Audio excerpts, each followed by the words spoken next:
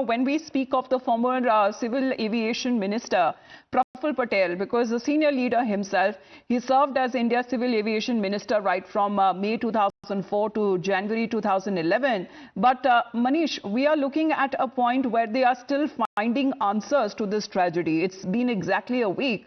Now, those questions that have been raised by the former minister himself, does it hold ground? Because Singapore Airlines, we know it has a stake of over 25.1% stake in Air India.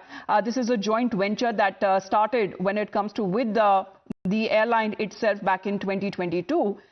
Over this, Singapore Airlines has also issued a statement that it has been in close contact with Air India and with Tata Sons, and it has continued to offer full support and assistance to them during this difficult time. Why raise questions? Yeah, good morning to you and good morning to all the viewers. So I would say that I don't know what is his motive, behind actually dragging Singapore Airlines in this, because the entire, operations and everything are done by, as Mr. Chandrasekaran said, is by Air India. So they are an investor. But Mr. Patel himself doesn't have a very great kind of a track record of what he did to Air India. I think questions should be asked to him. When he took over, I think Air India had a 4,500 crore kind of a debt, and it is considered that his ministry's decision in 2011 or 13, the debt came to 43,500 because he did that 50-60,000 crore Boeing deal, and there were at that time also a lot of question mark on that decision.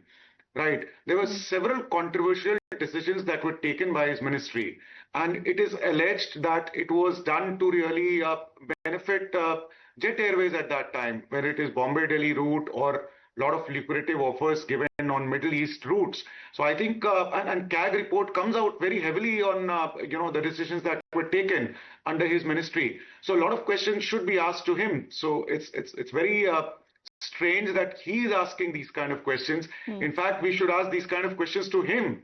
What led to a company which was in debt to really, and everybody knows that it was a pretty bad decision at that time to really burden Air India with that, and which ultimately led to its sale. So Dr. Patel, so where is this deafening silence coming from? Because Mr. Patel had also, reached out to that question where he pointed out that Singapore Airlines has a say in the management of Air India, and noted that Campbell Wilson, who is the Chief Executive Officer of Air India, is a nominee of the SIA, and earlier also headed its low-cost arm airline, which is Scoot.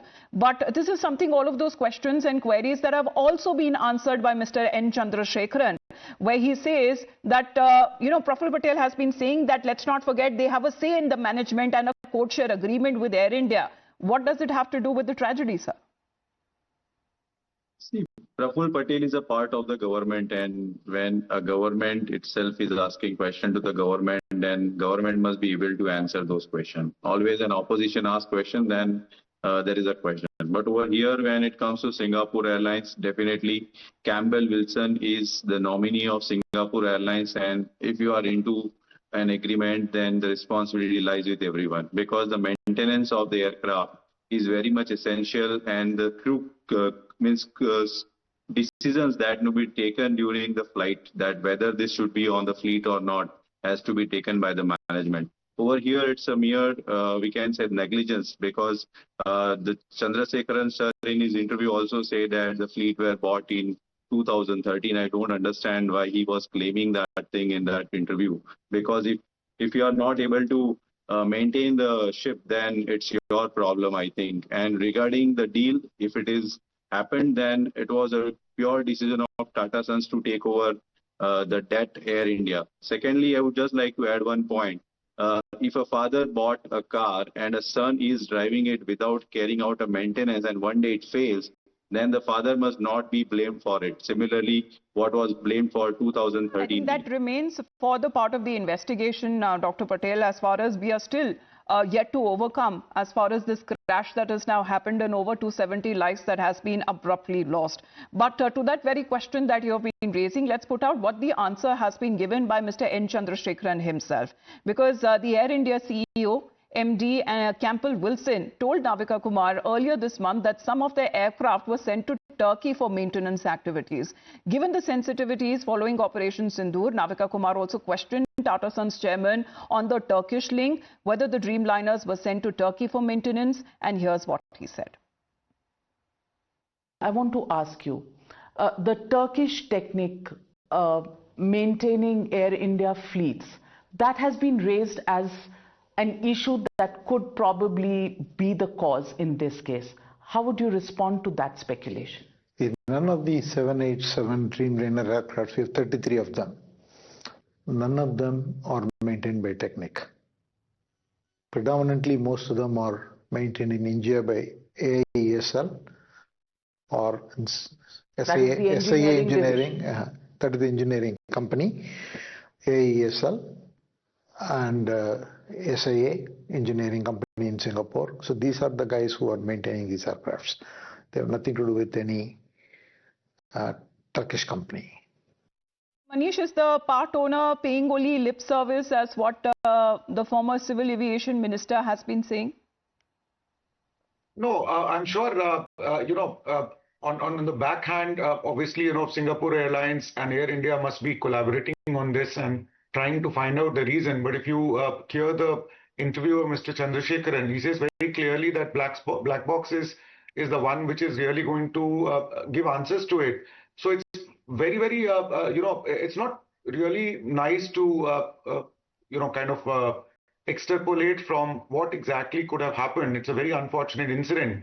So I would like to say that we should really wait for the kind of